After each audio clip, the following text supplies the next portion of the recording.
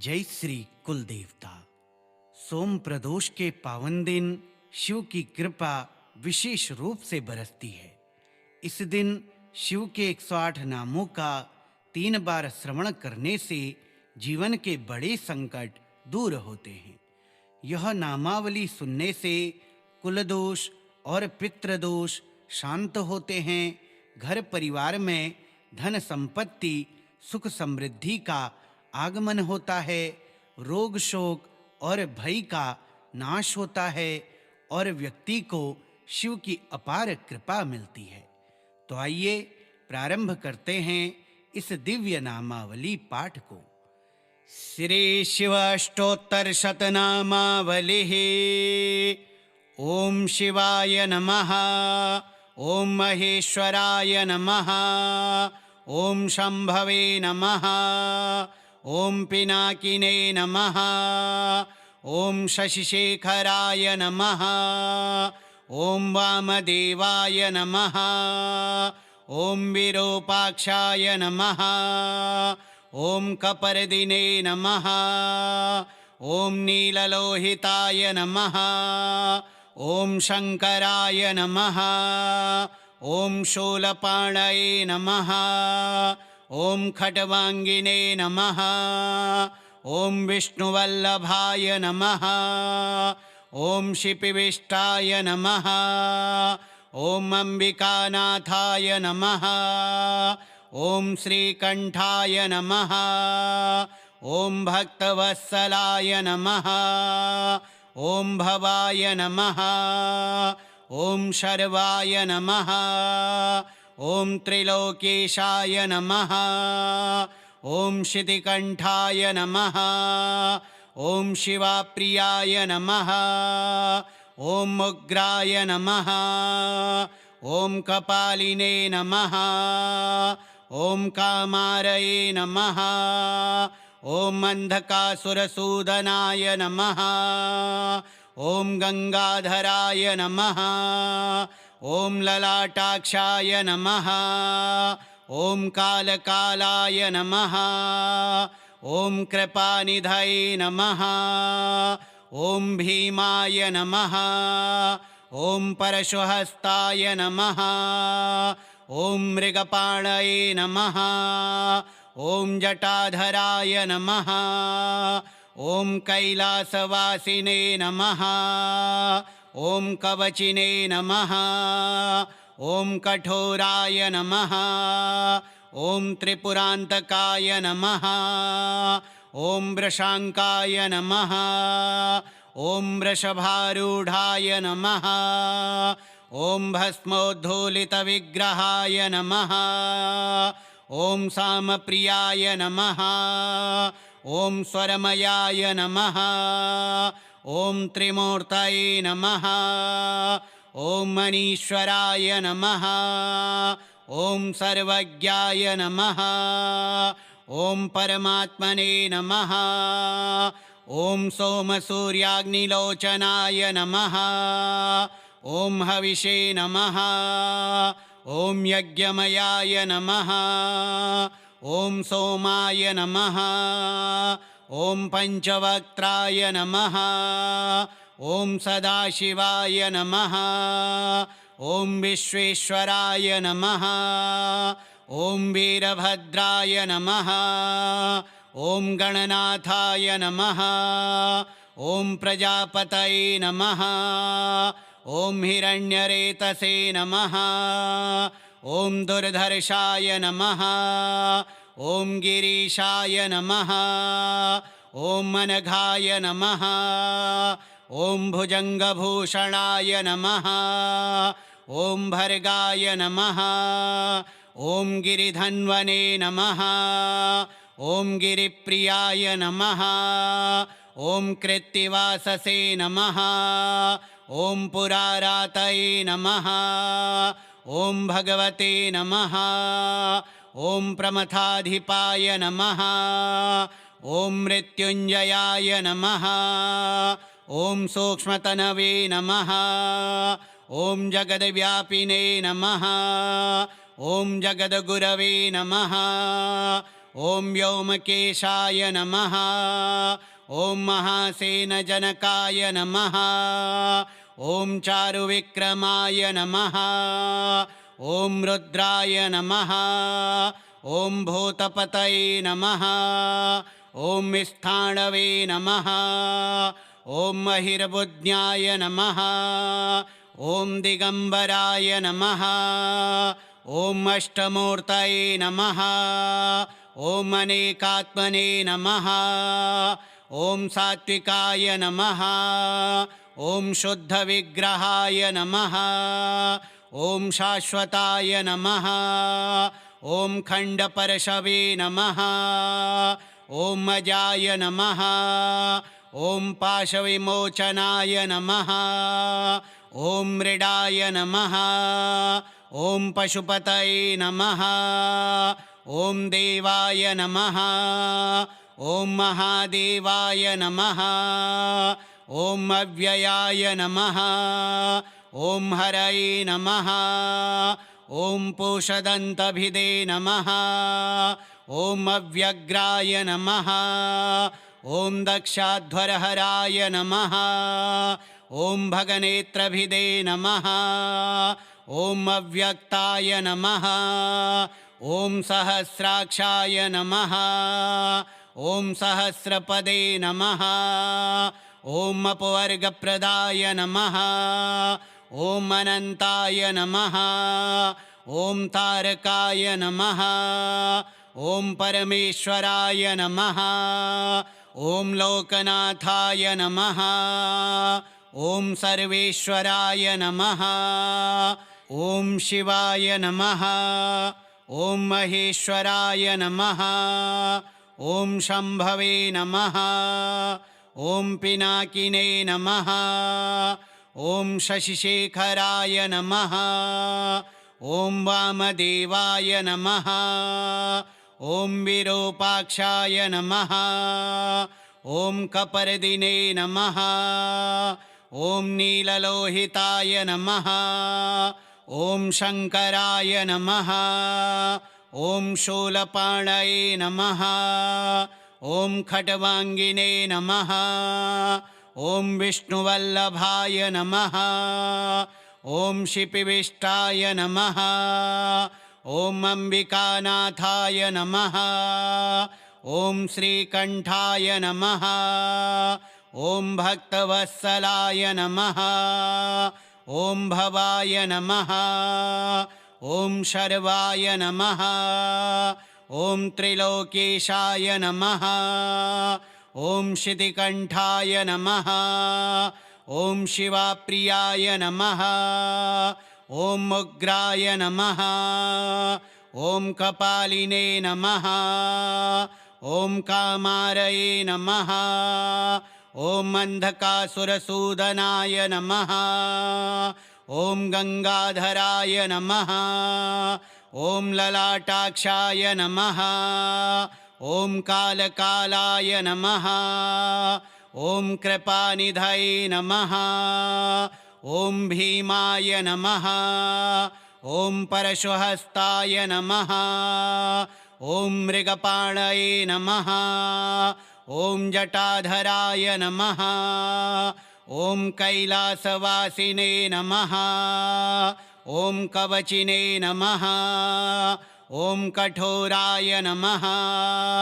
ॐ त्रिपुरान्तकाय नमः। ॐ वृषाङ्काय नमः। ॐ वृषभारूढाय नमः। ॐ भस्मोद्धूलितविग्रहाय नमः। ॐ सामप्रियाय नमः। ॐ स्वरमयाय नमः। ॐ त्रिमूर्तये नमः। ॐ मनीश्वराय नमः। ॐ सर्वज्ञाय नमः। ॐ परमात्मने नमः।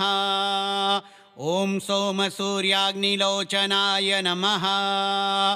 ॐ हविषे नमः। ॐ यज्ञमयाय नमः। ॐ सोमाय नमः। ॐ पञ्चवक्त्राय नमः। ॐ सदाशिवाय नमः। ॐ विश्वेश्वराय नमः। ॐ वीरभद्राय नमः। ॐ गणनाथाय नमः। ॐ प्रजापतये नमः। ॐ हिरण्यरेतसे नमः। ॐ दुर्धर्षाय नमः। ॐ गिरीशाय नमः। ॐ अनघाय नमः। ॐ भुजङ्गभूषणाय नमः। ॐ भर्गाय नमः। ॐ गिरिधन्वने नमः। ॐ गिरिप्रियाय नमः। ॐ कृत्तिवाससे नमः। ॐ पुरारातये नमः। ॐ भगवते नमः। ॐ प्रमथाधिपाय नमः। ॐ मृत्युञ्जयाय नमः। ॐ सूक्ष्मतनवे नमः। ॐ जगद्व्यापिने नमः। ॐ जगद्गुरवे नमः। ॐ व्योमकेशाय नमः। ॐ महासेनजनकाय नमः। ॐ चारुविक्रमाय नमः। ॐ रुद्राय नमः। ॐ भूतपतये नमः। ॐ स्थाणवे नमः। ॐ महिर्बुद्ध्याय नमः। ॐ दिगम्बराय नमः। ॐ अष्टमूर्तये नमः। ॐ अनेकात्मने नमः। ॐ सात्विकाय नमः। ॐ शुद्धविग्रहाय नमः। ॐ शाश्वताय नमः। ॐ खण्डपरशवे नमः। ॐ अजाय नमः। ॐ पाशविमोचनाय नमः। ॐ मृडाय नमः। ॐ पशुपतये नमः। ॐ देवाय नमः। ॐ महादेवाय नमः। ॐ अव्ययाय नमः। ॐ हरये नमः। ॐ पूषदन्तभिदे नमः। ॐ अव्यग्राय नमः। ॐ दक्षाध्वरहराय नमः। ॐ भगनेत्रभिदे नमः। ॐ अव्यक्ताय नमः। ॐ सहस्राक्षाय नमः। ॐ सहस्रपदे नमः। ॐ अपवर्गप्रदाय नमः। ॐ अनन्ताय नमः। ॐ तारकाय नमः। ॐ परमेश्वराय नमः। ॐ लोकनाथाय नमः। ॐ सर्वेश्वराय नमः। ॐ शिवाय नमः। ॐ महेश्वराय नमः। ॐ शम्भवे नमः। ॐ पिनाकिने नमः। ॐ शशिशेखराय नमः। ॐ वामदेवाय नमः। ॐ विरूपाक्षाय नमः। ॐ कपर्दिने नमः। ॐ नीललोहिताय नमः। ॐ शङ्कराय नमः। ॐ शूलपाणये नमः। ॐ खट्वाङ्गिने नमः। ॐ विष्णुवल्लभाय नमः। ॐ शिपिविष्टाय नमः। ॐ अम्बिकानाथाय नमः। ॐ श्रीकण्ठाय नमः। ॐ भक्तवत्सलाय नमः। ॐ भवाय नमः। ॐ शर्वाय नमः। ॐ त्रिलोकेशाय नमः। ॐ शितिकण्ठाय नमः। ॐ शिवाप्रियाय नमः। ॐ उग्राय नमः। ॐ कपालिने नमः। ॐ कामारये नमः। ॐ अन्धकासुरसूदनाय नमः।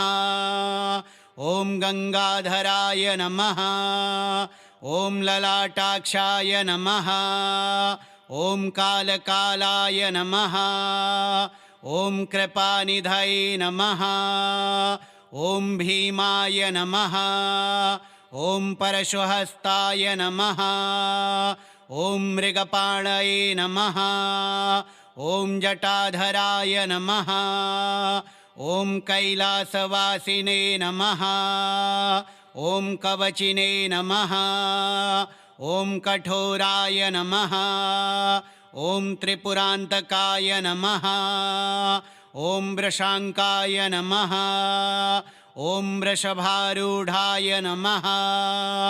ॐ भस्मोद्धूलितविग्रहाय नमः। ॐ सामप्रियाय नमः। ॐ स्वरमयाय नमः।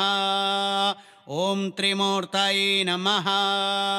ॐ मनीश्वराय नमः। ॐ सर्वज्ञाय नमः। ॐ परमात्मने नमः। ॐ सोमसूर्याग्निलोचनाय नमः। ॐ हविषे नमः। ॐ यज्ञमयाय नमः। ॐ सोमाय नमः। ॐ पञ्चवक्त्राय नमः। ॐ सदाशिवाय नमः। ॐ विश्वेश्वराय नमः। ॐ वीरभद्राय नमः। ॐ गणनाथाय नमः। ॐ प्रजापतये नमः। ॐ हिरण्यरेतसे नमः। ॐ दुर्धर्षाय नमः। ॐ गिरीशाय नमः। ॐ अनघाय नमः। ॐ भुजङ्गभूषणाय नमः। ॐ भर्गाय नमः। ॐ गिरिधन्वने नमः। ॐ गिरिप्रियाय नमः। ॐ कृत्तिवाससे नमः। ॐ पुरारातये नमः। ॐ भगवते नमः। ॐ प्रमथाधिपाय नमः। ॐ मृत्युञ्जयाय नमः। ॐ सूक्ष्मतनवे नमः। ॐ जगद्व्यापिने नमः। ॐ जगद्गुरवे नमः। ॐ व्योमकेशाय नमः। ॐ महासेनजनकाय नमः। ॐ चारुविक्रमाय नमः। ॐ रुद्राय नमः। ॐ भूतपतये नमः। ॐ स्थाणवे नमः। ॐ महिर्बुद्ध्याय नमः। ॐ दिगम्बराय नमः। ॐ अष्टमूर्तये नमः। ॐ अनेकात्मने नमः। ॐ सात्विकाय नमः। ॐ शुद्धविग्रहाय नमः। ॐ शाश्वताय नमः। ॐ खण्डपरशवे नमः। ॐ अजाय नमः। ॐ पाशविमोचनाय नमः। ॐ मृडाय नमः। ॐ पशुपतये नमः। ॐ देवाय नमः। ॐ महादेवाय नमः। ॐ अव्ययाय नमः। ॐ हरये नमः। ॐ पूषदन्तभिदे नमः। ॐ अव्यग्राय नमः। ॐ दक्षाध्वरहराय नमः। ॐ भगनेत्रभिदे नमः। ॐ अव्यक्ताय नमः। ॐ सहस्राक्षाय नमः। ॐ सहस्रपदे नमः। ॐ अपवर्गप्रदाय नमः। ॐ अनन्ताय नमः। ॐ तारकाय नमः। ॐ परमेश्वराय नमः। ॐ लोकनाथाय नमः। ॐ सर्वेश्वराय नमः। श्रीशिवाष्टोत्तरशतनामावलिः श्रीशिवार्पणमस्तु।